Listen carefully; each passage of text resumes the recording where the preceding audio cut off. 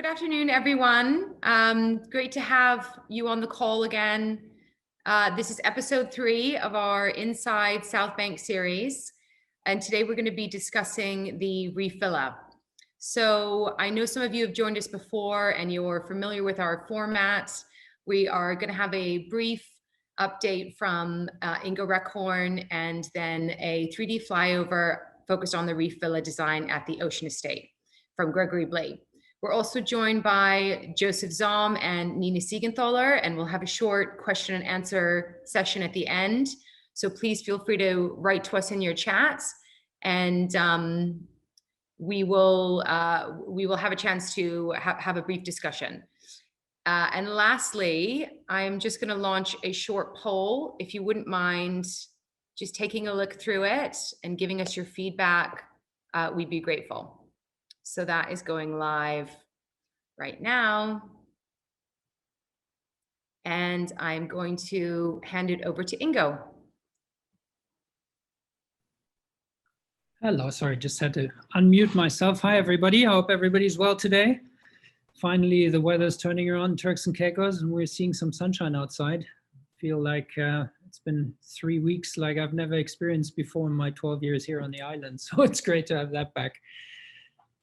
Yeah, today we're talking about the Reef Villa. We're very excited about this villa type.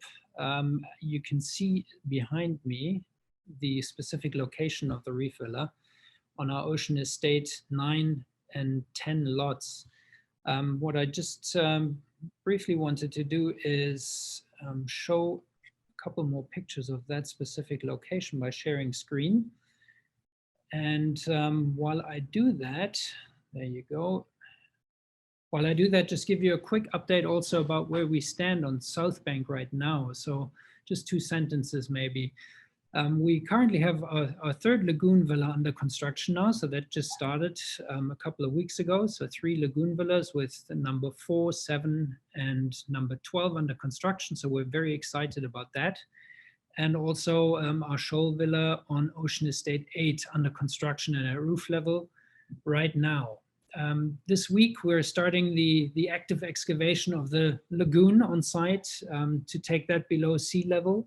So that commences this week. And for the next 3 months, you'll start seeing some very, very great changes on site through this excavation as it goes around the lagoon and then moves on towards the boathouses and the marina basin in general. So that will transform the site and make a huge impact for South Bank. We're really looking forward to that. We're very happy about that, about having started that now before Christmas. So just after Christmas, it'll look fantastic. So like I mentioned today, we're talking about our newest addition to the South Bank portfolio, which is the Reef Villa. You can see the specific location of the Reef Villas here.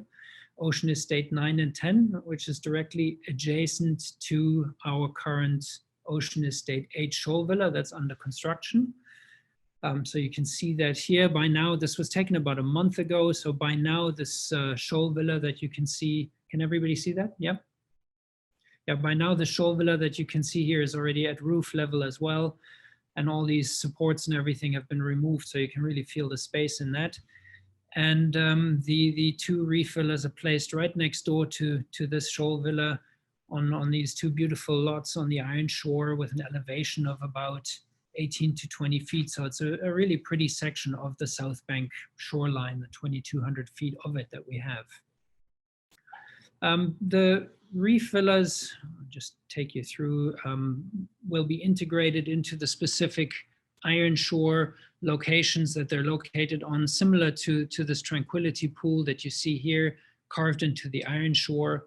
It'll be a very similar logic for the reef villas, and these are the type of views that you'll enjoy as well from the 2nd floor of the reef villa. The slab heights are roughly the same as this shoal villa that you see here. Now, of course, the Reef Villa, as you'll see, and as Greg will explain more in the future of this call, they're an ode to our popular lagoon villa designs with their iconic butterfly roofs. And we've added some elements of, let me say, maybe refinement or ways to fit it into the Ocean Estate seamlessly with the material selections for the exterior cladding, for instance. But again, I'll leave that to Greg. And then some specific design changes to make them suit the oceanfront sites that they sit on. So without further ado, so just another image here of that iconic butterfly roof, but I don't want to take away too much from Greg. So I'll hand over to Greg so that he can go into the details of the design. And then we'll be available to answer some questions at the end of Greg's presentation.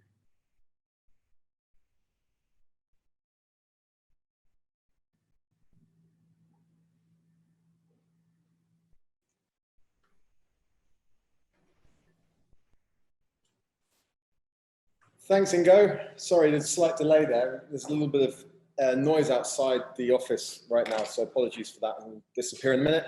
Happy Monday, everyone. I'm going to talk about a few, I'm going to talk about these two sketches first of all. This one here is a sketch we did this morning, trying to capture some of the qualities that we think the Reef Villa possesses. So this is a sketch of the Sea Ranch project in California. It sits on a really craggy, very beautiful cliff top, and amazingly, or interestingly, the master plan was designed by a landscape architect and not an architect.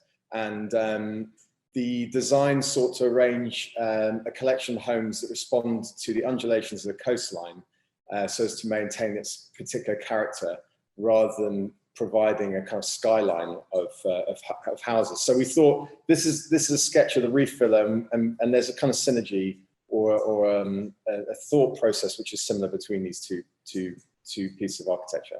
So I'm going to go on to the flyover, and I'm hoping you can all see that. Good. So I think the first point to say, you know, that as Ingo was saying, and this sits on a really stunning piece of coastline, Ironshore, with some elevation. And what we tried to do on approach is to kind of define various zones. So on the bottom right-hand corner of this, you can see this low wall which could be planted, which defines the transition between landscape and approach, forecourt, and another set of low walls which then define a front garden. So we've tried to kind of use some low walling in order to define various areas on approach, because it's quite a long site, so you want to have those different characters, if you like. This particular rendering shows some options which Ingo will go through at the end of the presentation. So there's a pop-out fourth bedroom option here, which allows this bedroom at level 1 to have an ocean view of its own. So there's 3 primary bedrooms in this particular version that have proper full width ocean views. And we're also showing the garage and guest house option, which is slightly set back so as to kind of reduce the visible mass, with some planters along the face in order to kind of soften it into landscape. So as we move through, you'll see these kind of transition points, these low walls that take you to forecourt and then into front garden, with the steps up that, because of the elevation change here, we've got some kind of shallow steps that lead you up to the front door. I think the most important thing, which I forgot to say, so I'm going to backtrack, is that the lower section of these buildings will all be in one consistent material, so a render finish. But then sitting above that, perched above that, is the butterfly roof, which is clad in the same very light grey porcelain tile that we're using in the other oceanfront homes. So there will be a consistency when viewed from the ocean of these houses sitting together with the same materiality. The other benefit, obviously, of the porcelain tile is that it's highly robust for bad weather, for ultraviolet light, for wind and rain. And so, you know, this is a kind of bulletproof external facade material. So let me go back to where we were before. So as you approach and enter the building, on the left-hand side, there's a staircase which we spent a ton of time designing something in plywood, in maple plywood, and bespoke metalwork as a handrail, which is a kind of contemporary kind of diagonal feature, if you like. But it's I think for me, this design is about this particular house is about design and functionality. So we've thought about every kind of nook that we could utilize in order to provide more storage, in order to provide other functions we've taken advantage of. And as you enter the home and come into the kitchen, the points of note here is the Linnea kitchen, this high-end Italian kitchen that we're using, a dining space which is both inside and outside. And the most important point here is that because of its southerly orientation, you want overhead protection. So the building projects out over the outside dining space in order to provide protection from the sunlight. On the right-hand side, you see pushing out slightly by a few foot is the grand room, which is the interior lounge, which then has an uncovered exterior lounge adjacent to it. So you can kind of see in this image the functionality element. It's highly functional home sat on the island shore. So as we come around, you'll see more of that space. And outside, underneath the building, and spinning around again, here we go, and pause here. You can see the covered outdoor dining space, integrated external kitchen, and then you're standing in the outside lounge, outside terrace, which is uncovered. So you have that variety of spaces to suit your needs. As we come in again, we put windows at every corner so you get these views out towards the landscape. This is an important point, which is that window right in front of you is 50 foot between the face of the side of the building and the adjacent property. So there's a really deep piece of landscaping there, which we're hoping will be planted quite heavily to give you privacy to the neighboring lot number 8.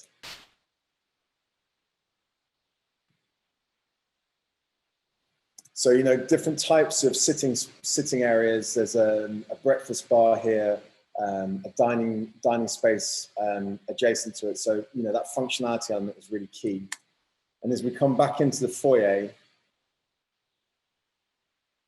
you'll see the bespoke staircase, which is under storage here. So as I say, every nook and cranny, we've tried to include some more storage space. So this is a kind of push catch storage underneath the powder room, which has got a door which is faced in the same material as the staircase. So there's a kind of unified quality, and a nook here for shoes, and a little seat for when you enter the house. So we've tried to think about how you use the home, the usability, the functionality element of living in this environment, and also family living.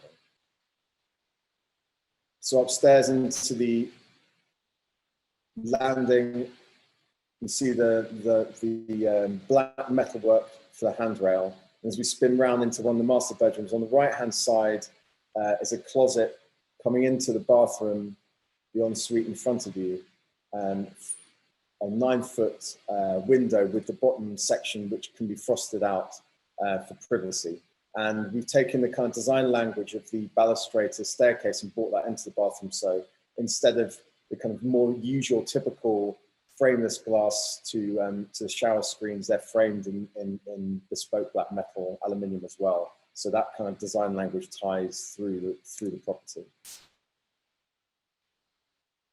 Double vanities from the same sister company as the kitchen manufacturer. So really high-end, high-quality vanities. And coming into the master bedroom space, this vaulted ceiling, the butterfly is helpful in order to create these generous internal spaces. So it's very high on one side, 13 foot on one side. And then the outdoor lounge for this bedroom, which is protected to the left and right with these flanking walls for privacy and against the elements. And it's important to note the overhanging roof, which also provides protection from the sun and the bad weather whenever it comes. And then a frameless glass balustrade, which allows this unencumbered, seamless connection between the terrace and the Caicos Bank. So we'll come round again, then we'll go back into the building and into the adjacent master bedroom.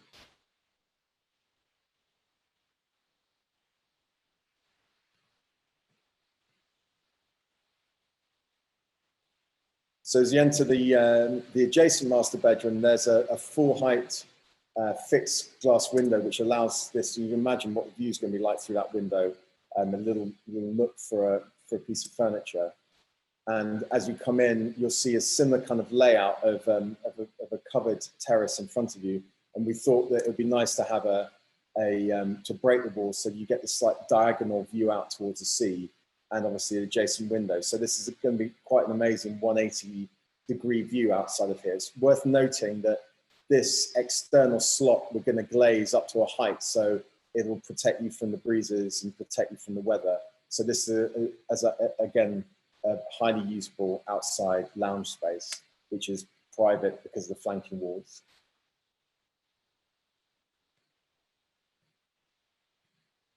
As you come out, we'll rotate round in a second to view the property. Here you can see the various elements at the bottom of the, sorry, I didn't do full screen, but there we go. The various pieces of kind of infrastructure, if you like, in the garden. This linear pool with a bench seat that runs all the way along the side of it. So from the floor below, there's a kind of water-to-water connection of the swimming pool and the sea.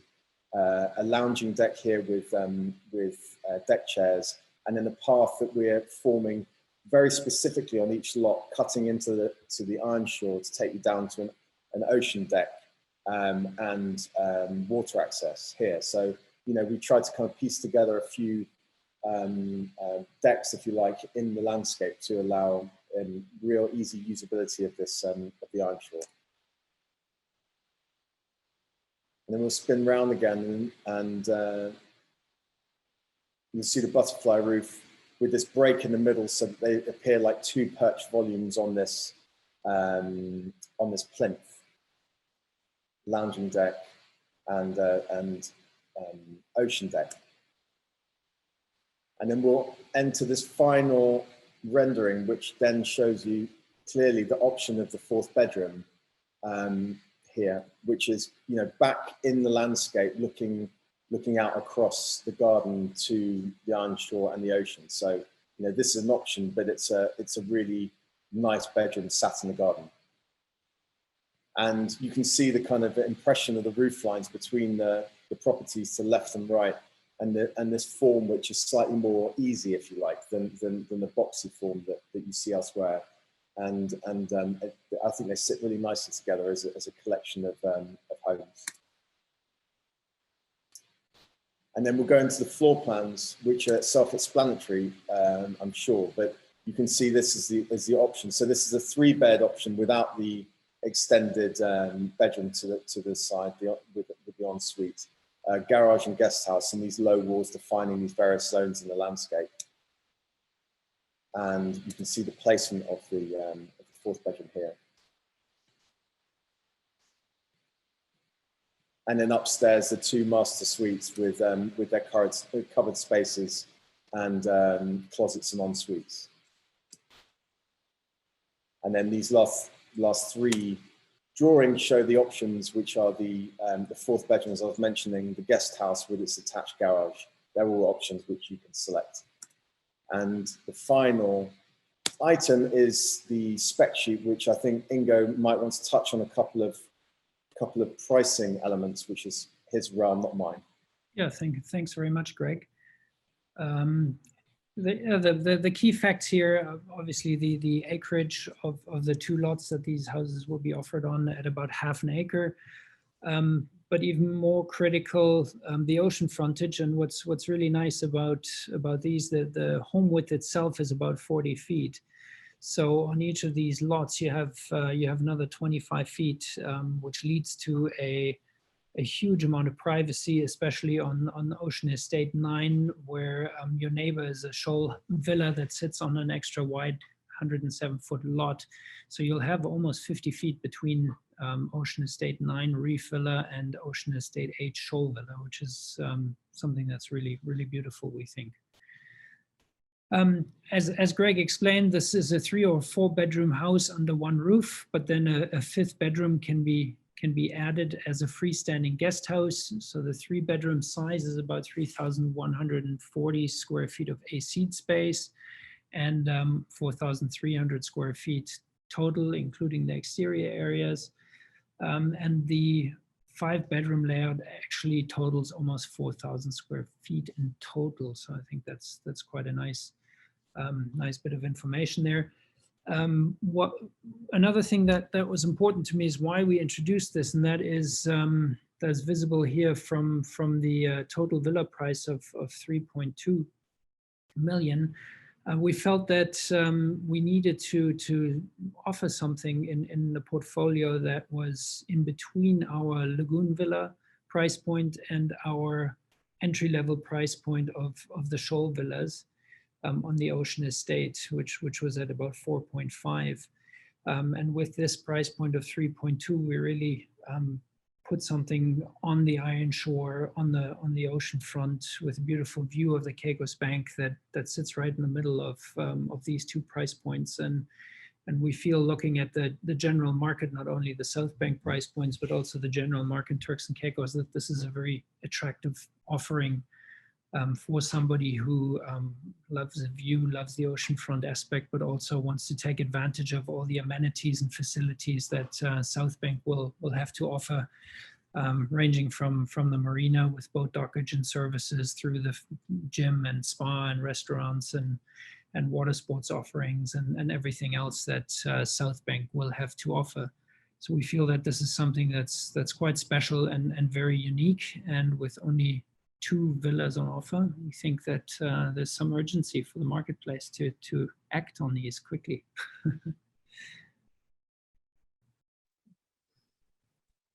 Absolutely, Ingo. And I just thought I would take the opportunity also to illustrate your point. Could we come out of full screen, Greg? And so the rendering just behind me, sort of oddly positioned in between the 2 reef villas, but just behind me, we've got which way is it? This way, the Shoal Villa. So lot 8 is here, and we've got our 2 reef villas, lot 9 and lot 10. So you'll see there's a significant amount of privacy between the buildings, as Ingo said.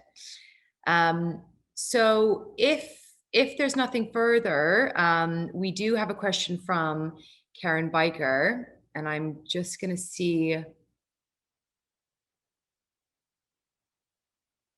if I can unmute Karen so she can ask the question herself.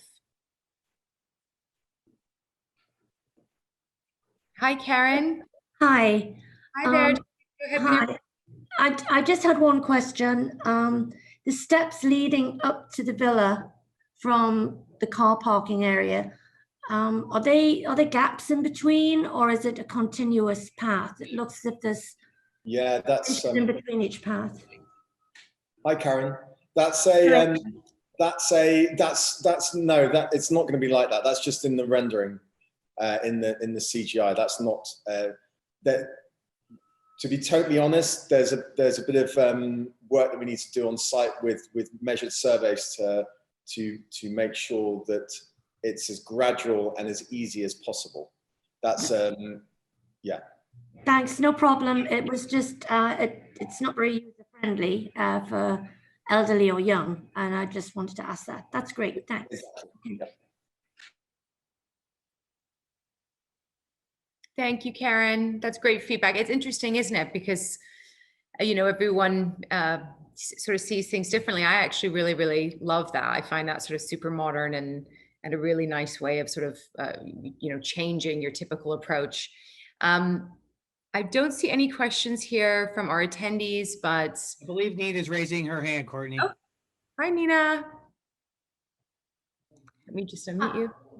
Hi, yeah, no, I just wanted to add more of a general comment, because as we've gone through a few of these, I think what I'm really enjoying and appreciating in discovering each design is that, in hearing Greg talk and hearing Ingo talk, is that, not only are we getting a sense of each design and how it relates to the individual sites, but also really the relationship as a whole and how they relate to each other. And that's everything from the selection of materials and the durability that's been thought through. But it really gives me a better sense, I think, Greg, in the way that you talk about it, of the thought that's gone through, and kind of speaking to Karen's question as well, how each individual site will have its own oceanfront access that's specifically tailored to that site and organically designed to accommodate the designs on each lot. Yeah, I think just as a kind of sideline, I spoke to Ingo at the end of last week and thought that maybe we should do one of these, which is just about, you know, ocean access, because we spend a ton of time thinking about the various different landscapes and that these houses sit on, and the whole purpose is how you access the ocean. And so, yeah, maybe that's for another day, but yeah, I'm kind of passionate about it because we spend a lot of time thinking about this kind of thing. Greg, why don't you stay with that for a couple of minutes and just talk us through that a little bit? That would be helpful. All right. Oh, now. Yeah.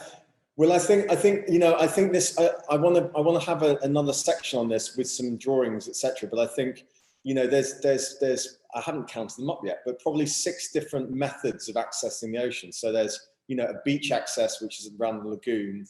There's a dock access at the boathouses, which have been really carefully thought out in terms of elevation above water. There's a taxi service access. There's ocean access at the Iron Shore, which is about a kind of tailored approach, lot to lot to lot, which is about, you know, carving a neat way down to the water.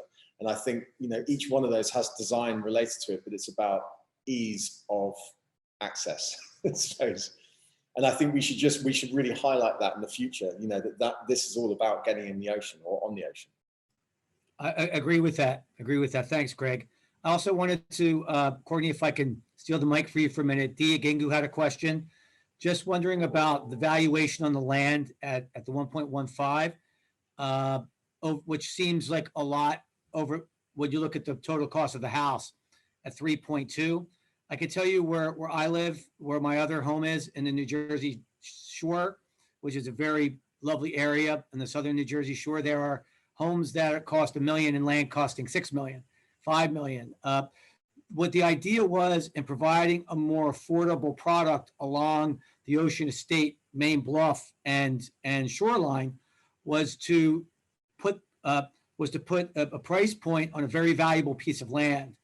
And that piece of land that supports the $4 million, $5 million, $6 million plus price points also supports the Reef Villa, which is not as huge a house as a Dune Villa or the Bank Villa or the Shoal Villas, but nevertheless is on very valuable land, and therefore the land value.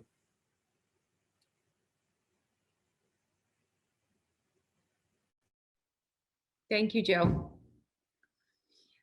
Greg, I actually had a question. The barbecue area outside, I always have a question. Is the bit above the barbecue, is that a screened area, or is there glazing there to kind of mimic the kind of glazing that you've got upstairs, or what does that look like?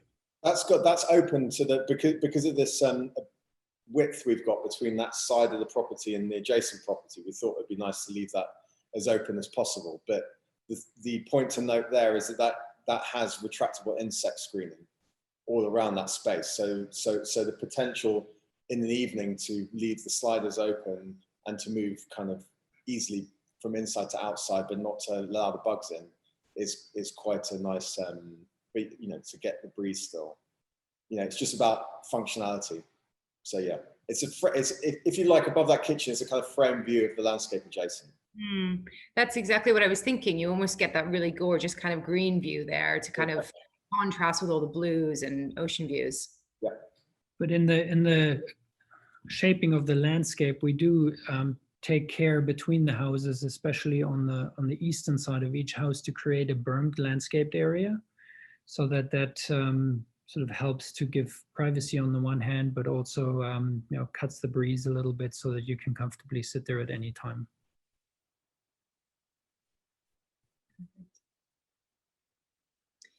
Okay. Any other questions from our viewers? Okay. I don't think we've got. I wanted to thank Greg and Ingo for just doing a great job on these spotlights. They've been super illuminating, even for like Nina and I and Courtney, who are involved in, and Pat and Mike and people involved in the project every day. There's so much to learn. It's such a robust project, with the Ocean Estate and the Lagoon Villas and the launch boathouses. And this is just a wonderful way to really connect and drill down on each of the individual components. So, I'm learning a ton during these, and it's very valuable and valued by me personally and by, our listing team and by our overall team and the people in the industry and community, I think. Thank you. And Courtney, you for sure. Yeah, no, I second that. Thank you very much, guys. Thanks for having us. Huge shout out to Peter and John who are on this call and who are part of our family at South Bank. Thanks for joining today.